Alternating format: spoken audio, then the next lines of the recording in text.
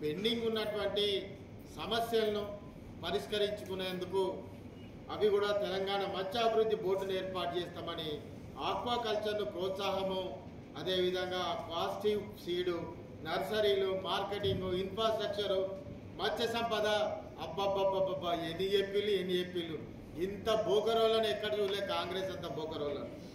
మరి అదేవిధంగా మా గౌడన్నలకు ఈత చెట్ల పెంపకానికి ప్రతి గ్రామంలో 5 ఎకరాల భూమి కేటాయింపు, ఈత మొక్కలు, బిందు సేద్యం, కాంపౌండ్ నిర్మాణానికి 90% సబ్సిడీ అన్నారు. ఈత మొక్కలు లేవు, గీచుకునే గీతా కార్మికులకు సపోర్ట్ లేదు. అదేవిధంగా వారు చెట్టుపై నుండి పడి చనిపోతే ఇప్పటివరకు బీమా ఇచ్చిన దిక్కుమొక్కు లేదు. గత ప్రభుత్వాలు చేసినటువంటి కులాలకు, బీసీ కులాలకు చేసిన సంక్షేమ పథకాల అమల్లోనే దాన్ని బొందబెట్టే ప్రయత్నం ఈ కాంగ్రెస్ ప్రభుత్వం చేస్తున్నది. మరి మున్నూరు కాపు, అదేవిధంగా గొల్ల కుర్మ అధికారంలోకి వచ్చినాక 100 రోజులలో 2వ విడత గొర్రెల పంపిణీ చేస్తా అని చెప్పిళ్ళు. మరి ఇక్కడ మా యాకన్న యాదవ సంఘం నుంచి ఉన్నాడు, మరి ఎక్కడైనా చేసిల్లా అంటే చెయ్యలేదు. మరి ఎక్కడ కూడా అటువంటి పంపిణీ జరగలేదు. అదేవిధంగా మున్నూరు కాపు, మరి మున్నూరు కాపుకు వచ్చేసి తెలంగాణ మున్నూరు కాపు కార్పొరేషన్ ఏర్పాటు, యువ పారిశ్రామికవేత్తలను ప్రోత్సహించేందుకు సబ్సిడీ రుణాలను పంపిణీ చేస్తామన్నారు. ఎక్కడ కూడా కార్పొరేషన్ లేదు, సబ్సిడీలు లేవు, యువత ప్రోత్సాహం లేదు. మరి పద్మశాలీలు Jagtial, Narayanpet, Bhuvanagiri mega power plant క్లస్టర్ల ఏర్పాటు, పద్మశాలీలకు పవర్ లూమ్స్ మరియు పరికరాలపై 90% సబ్సిడీ. ఎక్కడో ఎందుకండి, వరంగల్ తూర్పు నియోజకవర్గంలో చేనేత కార్మికులు 5,000 మంది ఉన్నారు. వారికి ట్రిట్ కింద సబ్సిడీ వచ్చేది. చేనేత కార్మికులకు జీవిత బీమా ఉండేది. అదేవిధంగా వారికి 2-3 నెలలకోసారి సరుకుల ఖరీదు జరిగేది. ఇక్కడ కార్మిక చేనేత పద్మశాలి అన్నలకు వారికి ఉపాధి కల్పించే పరిస్థితులు ఉండేది. ఈనాడు వాళ్ళ పెన్షన్స్ ఎక్కడో పోయినాయి, వారి యొక్క బీమా ఎక్కడో పోయింది. 3 నెలలు కాదు 6 నెలలకు కూడా దిక్కుమొక్కు లేదు వాళ్ళ యొక్క సరుకులను ఖరీదు చేయడానికి. మరి ఇటువంటి పరిస్థితులలో చేనేత కార్మికులకు 50 సంవత్సరాలు నిండి ఉన్న వాళ్ళకి పెన్షన్లు కాదు, ఏజ్తో సంబంధం లేదు, మీకు ఖచ్చితంగా వృత్తిలో ఉంటే చాలు పెన్షన్ ఇస్తామని చెప్పి ఎక్కడన్నా మా పద్మశాలి అన్నలకు ఇచ్చిల్లా, ఎక్కడన్నా మా గౌడన్నలకు ఇచ్చిల్లా అని ఈ సందర్భంగా అడగడం జరుగుతున్నది. అదే కాకుండా స్థానిక శాసనసభ్యురాలు, ప్రస్తుత మంత్రి కొండా సురేఖ గారు బీసీ, ఒక మహిళ, ఒక పద్మశాలి బిడ్డ. మరి ఈరోజు చేనేత కార్మికులకు అన్యాయం జరుగుతుంటే, బీసీలకు అన్యాయం జరుగుతుంటే, బీసీల యొక్క సంఖ్యనే తగ్గించి చూపిస్తుంటే నోరు మెదపకుండా బీసీలు ఏమన్నా కానీ నా మంత్రి పదవి నాకుంటే చాలు, నా ఎమ్మెల్యే పదవి నాకుంటే చాలని మీ తీరు, ప్రవర్తన ఈరోజు వరంగల్ తూర్పు నియోజకవర్గ ప్రజలందరూ గమనిస్తున్నారు. ముఖ్యంగా మహిళలు గమనిస్తున్నారు. ముఖ్యంగా పద్మశాలి బిడ్డలు నీ యొక్క పని తీరు, నీ విధానం అంతా కూడా గమనిస్తున్నారని కూడా ఈ సందర్భంగా చెప్పడం జరుగుతున్నది. భవిష్యత్తులో ఈ ప్రజలు, ఈ నియోజకవర్గ ప్రజలు ఖచ్చితమైన నిర్ణయాలు తీసుకుంటారు. బీసీల యొక్క ఏదైతే పోరాటం ఉందో ఆ పోరాటంలో అందరూ కూడా కలిసి వస్తారని కూడా ఈ సందర్భంగా చెప్పడం జరుగుతున్నది. అదేవిధంగా విశ్వకర్మ, మంగళి, స్వర్ణకారులు, కమ్మరి, వడ్రంగులు, కుమ్మరులు సబ్సిడీతో టూల్ కిట్లు పట్టణ ప్రాంతాల్లో షాపులకు ఏర్పాటు కేటాయింపు చేస్తామని చెప్పి మరి ఎక్కడైనా చేసిల్లా అంటే ఇప్పటి వరకు 90% సబ్సిడీ చేస్తామని 90% సబ్సిడీ చేస్తామని ఎక్కడ కూడా ఇప్పటివరకు ఇవ్వలేదు. మరి నాయి బ్రాహ్మణులకు అప్పుడు తెలంగాణ ప్రభుత్వంలో అందరికి కూడా పవర్ సబ్సిడీ ఇవ్వడం జరిగింది. మరి ఇక్కడ 200 యూనిట్లు అన్ని వర్గాలకు ఇస్తామని చెప్పి ఎక్కడ కూడా సంపూర్ణంగా ఇచ్చిన చరిత్ర లేదు. మరి అదేవిధంగా అణగారిన వర్గాలందరినీ అట్టడుగునేసే ప్రయత్నం చేస్తున్నారు. రజక యువత పట్టణాల్లో ల్యాండ్రోమెంట్స్ ఏర్పాటు చేసుకునేందుకు 10 లక్షలు రాష్ట్ర వ్యాప్త ధోనీ ఘాట్లను ఏర్పాటు చేస్తామని చెప్పిళ్ళు. ఎక్కడన్నా చేసిల్లా? కనీసం ప్రయత్నం అన్నా చేసిల్లా? ప్రకటన చేసిల్లా చెయ్యలేదు. అదే మా ప్రభుత్వంలో ఇదే పోతన మందిర్ దగ్గర 2 కోట్ల రూపాయలతోటి మా నాయకుడు మా వర్కింగ్ ప్రెసిడెంట్ కేటీఆర్ గారు ఆ రోజు ధోబీ ఘాట్ను ప్రారంభించడం జరిగింది. మరి ఈరోజు ఇంకా చాలా కులాలు ఉన్నాయి, పేరుక ఉన్నది, ఇంకా చాలా అదేవిధంగా భట్రాజులు ఉన్నారు, అదేవిధంగా చాలా రకమైన అదేవిధంగా వడ్రంగి ఉన్నారు, అదేవిధంగా ఏదైతే బీసీల ఎవరైతే ఉన్నారో వాళ్ళందరికీ సంబంధించి కూడా ఈరోజు ఎన్నో కార్యక్రమాలు చేస్తామని చెప్పి ఈరోజు అనాపైస పని చేయకుండా నిందలు మోపే ప్రయత్నం, అన్యాక్రాంతం చేసే ప్రయత్నం, అదేవిధంగా ప్రజల యొక్క రిజర్వేషన్లు పొడగొట్టే ప్రయత్నం, అదేవిధంగా ప్రజల యొక్క సంక్షేమ పథకాలలో తగ్గించే ప్రయత్నం ఈ కాంగ్రెస్ ప్రభుత్వం చేస్తున్నది.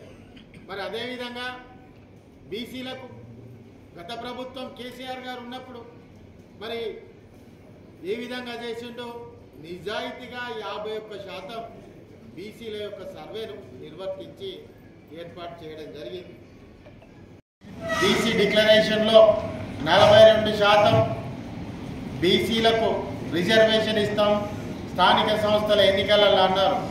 స్థానిక సంస్థల ఎన్నికలలో ఏనాడో కేసీఆర్ గారు 50% ప్రకటించి అమలు చేసి నిరూపించడం జరిగింది. మరి నువ్వు 42% స్థానిక సంస్థలలో కాదు, 42% రాజ్యాంగపరమైనటువంటి చట్టసభలలో రాజ్యాంగ సవరణ చేసి సాధించడం సులభే. నువ్వు ప్రభుత్వంలో ఉన్నావు, ప్రభుత్వాన్ని నడుపుతున్నావు, బీసీల పట్ల నీకు ప్రేముంటే ఆ పోరాటాన్ని కొనసాగాలని కూడా ఈ సందర్భంగా చెప్పడం జరుగుతున్నది. అదేవిధంగా మీ స్వయాన మీ ఎమ్మెల్సీ తీన్మార్ మల్లన్న, చింతపండు నవీన్ ఆయనే స్వయంగా చెప్పారు, ఈ కాగితాలు చిత్తు కాగితాలు ఇవి కాలబెట్టాలని తప్పుల తడకాని కూడా స్వయంగా చెప్పడం జరిగింది. మరి ఏం చేశారయ్యా వీళ్ళు అంటే బీసీ డిక్లరేషన్ మీకు ఒకసారి చదవాలి. ఇది పూర్తి స్థాయిలో మా కార్యకర్తలు కానీ బీసీ కుల పెద్దలను కానీ ఈరోజు అందరినీ ఆహ్వానించడానికి కారణం ఈ నియోజకవర్గంలో క్షేత్రస్థాయిలో బీసీలకందరికీ కాంగ్రెస్ ప్రభుత్వం చేసేటువంటి తప్పుల తడక, బీసీలను చేసేటువంటి మోసాన్ని స్వయంగా తెలవాలనే ఉద్దేశంతో ఈరోజు పెట్టడం జరిగింది. మీ కామారెడ్డి బీసీ డిక్లరేషన్లో తెలంగాణ ప్రదేశ్ కాంగ్రెస్ కమిటీ చేసినటువంటి డిక్లరేషన్ ఏంటయ్యా అంటే కులగణన బీసీ కమిషన్ నివేదిక ఆధారంగా అధికారంలోకి వచ్చిన 6 నెలల్లోనే బీసీల రిజర్వేషన్ను పెంచుతామని చెప్పడం జరిగింది. కొత్తగా స్థానిక సంస్థలలో 42% బీసీ రిజర్వేషన్లు చేస్తామని చెప్పి మరి అదేవిధంగా ప్రభుత్వ పనులలో కాంట్రాక్టర్లకు మనమెంతో మనకంత రిజర్వేషన్ వర్కులు ఇస్తామని చెప్పడం జరిగింది. అదేవిధంగా బీసీ సబ్ ప్లాన్ తగినన్ని నిధులు మంజూరు చేసి మొదటి అసెంబ్లీ సెషన్లోనే చట్టబద్ధమైన హోదా మహాత్మా జ్యోతిరావు పూలే బీసీ సబ్ ప్లాన్ను ఏర్పాటు చేస్తామని చెప్పింది. మరి ఎంబీసీ కులాల అభివృద్ధిని పర్యవేక్షించేందుకు ప్రత్యేక ఎంబీసీ సంక్షేమ మంత్రిత్వ శాఖ అని చెప్పిండు. వీళ్ళ ఉన్న మంత్రిత్వ శాఖలనే ఇప్పటివరకు పూర్తి చేయలేదు. ఎంబీసీలకు ప్రత్యేకంగా మంత్రిత్వ శాఖ ఏర్పాటు చేస్తామని కల్లబొల్లి మాటలను చెప్పడం జరిగింది. అదేవిధంగా ముఖ్యంగా అన్ని బీసీ కులాల సమగ్ర అభివృద్ధికి 16 కార్పొరేషన్లు ఏర్పాటు చేసి ప్రతి కార్పొరేషన్కు ఏటా 50 కోట్ల నిధులను కేటాయిస్తామని చెప్పడం జరిగింది.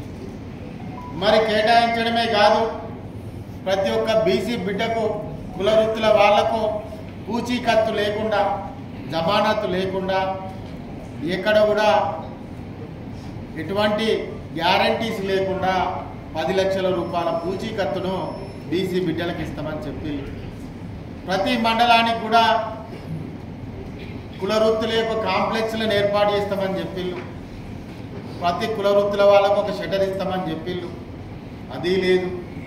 గురుకుల పాఠశాలలు ఉన్నాయి, మండలానికి ఒక గురుకుల పాఠశాల ఏర్పాటు చేస్తా అన్నారు. జిల్లాకో డిగ్రీ పాఠశాల ఏర్పాటు చేస్తున్నారు, అది లేదు. మరి అదే కాకుండా చేతి వృత్తులలో 3 లక్షల కంటే తక్కువ వార్షిక ఆదాయం ఉన్న వాళ్లకు, యువతకు ర్యాంకుతో సంబంధం లేకుండా 3 లక్షల రూపాయలు ఇస్తామని కూడా చెప్పిళ్ళు. మరి ఇటువంటి తప్పుడు మాటలు, తప్పుడు హామీలు ఇచ్చుకుంటూ ఈరోజు ప్రభుత్వంలోకి వచ్చింది కాంగ్రెస్ పార్టీ. మరి గీతా కార్మికులకు, చేనేత కార్మికులకు 50 ఏళ్ళు ఉన్నటువంటి వాళ్ళకే పింఛన్లు ఇవ్వడమే కాకుండా వృద్ధిలో ఉంటే చాలు వాళ్ళకు కూడా పెన్షన్లు ఇస్తామని వారికి కూడా హామీ ఇవ్వడం జరిగింది. ఎక్కడిచ్చారు? ఉన్న పెన్షన్లకే దిక్కుమొక్కు లేదు, ఇప్పటికీ 2 నెలల పెన్షన్స్ ఇవ్వలేదు. మరి అటువంటి పరిస్థితులలో బీసీ కార్పొరేషన్ అండ్ ఫెడరేషన్ కింద నమోదు చేసుకొని సొసైటీలకు కావాల్సినటువంటి వాళ్ళ యొక్క ఎన్నికలకు కావాల్సినటువంటి 10 లక్షల రూపాయల ఖర్చులను ప్రభుత్వం భరిస్తా అని చెప్పింది. భరించడమే కాకుండా వివిధ సామాజిక వర్గాలకు హామీలు కూడా ఇచ్చింది. జీఓఎంఎస్ నంబర్ 19/2/2009 ప్రకారం ముద్రాసు తెనుగోళ్ల సామాజిక వర్గాలను బీసీడీ నుండి బీసీఏలోకి చేస్తామని కూడా మాట ఇచ్చిళ్ళు. ఎక్కడైనా చేసిల్లా అంటే మా ముదిరాజు సంఘం జిల్లా అధ్యక్షుడు ఇక్కడే ఉన్నాడు, మరి వాళ్ళ యొక్క సమస్యలు కూడా చెప్తారు. కామారెడ్డి డిక్లరేషన్ను అమలు చేయమని కూడా మేము అడగడం జరుగుతున్నది. ఎన్నికల లబ్ధి కోసం బీసీలను మోసం చేస్తూ నమ్మించి మోసపూరిత కామారెడ్డి కాంగ్రెస్ డిక్లరేషన్ ఎంతవరకు వచ్చింది, మీకు సోయిందా అసలు ఈ పరిస్థితులను కూడా మేము అడగడం జరుగుతున్నది. ఏదైతే ఇవాళ 14 నెలలు గడిచి 15 నెలలకు వచ్చింది, బీసీ డిక్లరేషన్ కోసం 15 పైసలు కూడా ఖర్చు పెట్టలేదు. అదేవిధంగా వాస్తవాలు గమనిస్తే కేసీఆర్ పాలనలోనే బీసీలకు న్యాయం జరిగింది. స్థానిక సంస్థల అసెంబ్లీ పార్లమెంట్ ఎన్నికలలో ఇతర పార్టీల కంటే బీఆర్ఎస్ ఎక్కువ సీట్లు కేటాయించడం జరిగింది. అసెంబ్లీలో కానీ, పార్లమెంట్లో కానీ, స్థానిక సంస్థలలో కానీ బీఆర్ఎస్ ప్రభుత్వమే అధికంగా సీట్లను కేటాయించడం జరిగింది. అదేవిధంగా చట్టసభలలో బీసీలకు 33% రిజర్వేషన్ కల్పించాలని ఆనాడు 2014లోనే తీర్మానం చేసి కేంద్రానికి పంపడం జరిగింది. అదేవిధంగా కేంద్రంలో ఓబీసీ మంత్రిత్వ శాఖ ఉండాలని చెప్పి అసెంబ్లీలో తీర్మానం చేసి ఆనాడు ప్రవేశపెట్టి కేంద్రానికి పంపడం జరిగింది. మరి కేంద్ర బడ్జెట్లో 5% బీసీలకు వాటా కేటాయించాలని చెప్పి కూడా ఆ రోజే కేసీఆర్ గారు అసెంబ్లీలో తీర్మానం చేసి పంపడం జరిగింది. అదేవిధంగా తెలంగాణలో హనుమంతుని గుడిలు గ్రామాన ఏ విధంగా ఉన్నాయో, వాడలో ఏ విధంగా ఉన్నాయో, తెలంగాణలో ఉన్న బీసీలకు కేసీఆర్ గారి యొక్క సంక్షేమ పథకాలు, అభివృద్ధి, ఇన్ఫ్రాస్ట్రక్చర్, కులవృత్తులకు చేయని గ్రామం లేదు, చేయని వాడ లేదని కూడా ఈ సందర్భంగా చెప్పడం జరుగుతుంది. కేటీఆర్ గారు ఇంతకుముందు చెప్పినట్టుగా రజకులకు కానీ, అదేవిధంగా పద్మశాలీలకు కానీ, యాదవులకు కానీ, అదేవిధంగా కాపులైనటువంటి రైతు బిడ్డలకు కానీ, రైతు బీమా కానీ, రైతు మద్దతు కానీ, మద్దతు ధర కానీ, రైతు సబ్సిడీ కానీ, రైతు పెట్టుబడి కానీ ఎన్నో రకాలుగా వివిధ వర్గాలకు, వివిధ కులాలకు కేసీఆర్ గారు చేయడం జరిగింది. తీరా ఇప్పుడు ఏం జరుగుతున్నది? రీసర్వే అనే రూపంలో నువ్వు చేసేది బీసీలను అణగదొక్కడమే. మేము ఒకటే అడుగుతున్నాం, బీసీ పేరిట స్థానిక మంత్రి గారిని, బీసీ పేరిట ఈరోజు మీరు ఎమ్మెల్యే అయ్యిళ్ళు, బీసీ పేరిట మంత్రి తీసుకున్నారు. బీసీలకు నీ చిత్తశుద్ధి ఉంటే బీసీలది 51%. గతంలో బీఆర్ఎస్ ప్రభుత్వము సర్వే ప్రకారం 10 ఏళ్ల కింద 51% ఉంటే 3-4% పెరుగుతుంది. 54-55% ఉండాల్సిన బీసీ సంఖ్య కోసం పోరాటం చేస్తావా, లేకుంటే బీసీల ముందు తలదించుకుంటావా అని కూడా అడగడం జరుగుతున్నది. అదేవిధంగా అదే కాదు, ఆ వాటా వచ్చిన తర్వాత నీ ప్రభుత్వం ఇచ్చినటువంటి కామారెడ్డి డిక్లరేషన్ ఏదైతే ఉందో దాన్ని అమలు చేస్తారా, లేకుంటే బీసీల ముందు తలదించుకుంటారా, గద్దె దిగుతారా అని కూడా అడుగుతున్నాం. అదేవిధంగా బీసీలకు ఆ వాటా ప్రకారం మనమెంతో మన వాటా ఎంత అన్న ప్రకారం ఏదైతే ఉందో స్థానిక సంస్థలలో కానీ రేపు రాబోయే అసెంబ్లీ పార్లమెంట్లో కానీ అదేవిధంగా సంక్షేమ పథకాలలో కానీ ఇన్ఫ్రాస్ట్రక్చర్లో కానీ ఇచ్చిన వాగ్దానాలన్నీ తీరుస్తారా, లేకుంటే గద్దె దిగిపోతారా, లేకుంటే బీసీల ముందు తలదించుకుంటారా అని కూడా ఈ సందర్భంగా నిలదీయడం జరుగుతున్నది. నియోజకవర్గంలో ప్రతి బీసీ బిడ్డ కామారెడ్డి కాంగ్రెస్ డిక్లరేషన్ ఏదైతే ఉందో దాన్ని గడప గడపకు తీసుకుపోవాల్సినటువంటి అవసరం ఉన్నది. దీన్ని ఒక పుస్తక రూపంలో దీన్ని తయారు చేసి ప్రతి ఒక్క బీసీ బిడ్డకు దీన్ని అందజేస్తాం. ప్రతి ఒక్క బీసీ బిడ్డ దీన్ని కింది స్థాయిలో అన్ని సబ్బండ వర్గాలకు తీసుకెళ్ళాలి. మనకు జరుగుతున్నటువంటి అన్యాయాన్ని అన్ని కులాలకు చెప్పాలి, బీసీలకే మాత్రం కాదు అన్ని వర్గాలకు చెప్పాలి, అన్ని కులాలకు చెప్పాలి. మనను అణుగదొక్కుతున్న విధానాన్ని చాటి చెప్పాలని కూడా ఈరోజు హాజరైనటువంటి బీసీ అన్నలకు అక్క చెల్లెలందరూ కూడా నా విజ్ఞప్తి.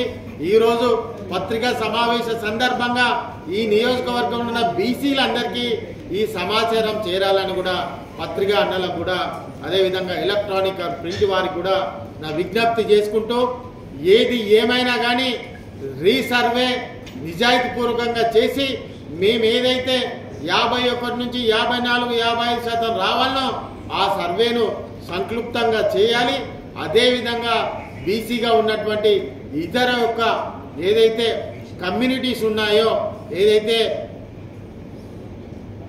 దాంట్లో మైనార్టీలలో బీసీలు ఎవరైతున్నారో దాన్ని కూడా కలుపుకుంటే రమారమిగా 60% పైవోలకు పోతున్నది. కాబట్టి మేమెంతో మా వాటా ఎంత అని అడుగుతున్నామో రేపు రాజ్యాధికారం కూడా బీసీలకే అగ్రభాగాన ఉండాలని కూడా ఈ సందర్భంగా తెలియజేసుకుంటాం.